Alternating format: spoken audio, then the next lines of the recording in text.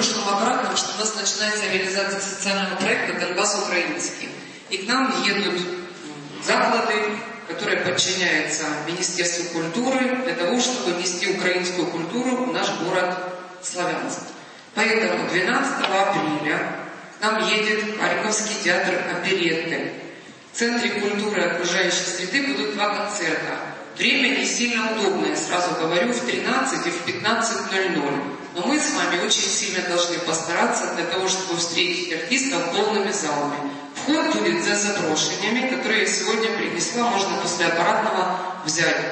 Директора предприятий, пожалуйста, комитеты микрорайонов, громадские организации, жители нашего города. И просьба такая, у нас учителя уходят на каникулы, я думаю, что им можно просто целенаправленно пойти и посмотреть Харьковскую оперету.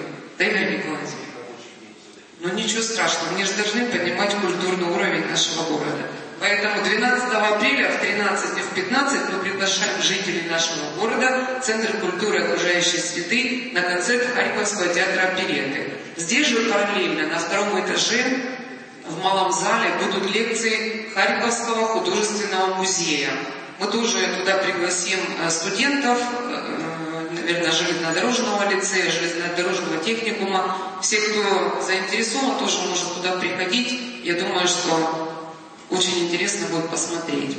Дальше, 14 апреля, тот концерт, который я объявляла в прошлый вторник, это будет Киевская национальная опера. 14 апреля, вместо сегодня, они приезжают 14 апреля в школу искусств. Здесь запрошен мы не раздаем, там 200 посадочных мест. Я очень надеюсь, что в 17:00 у нас будет полный зрительный зал, и они будут показывать концерт «Шедевры вокальной музыки». 14 апреля в 17:00 школа искусств. Пожалуйста, приходите.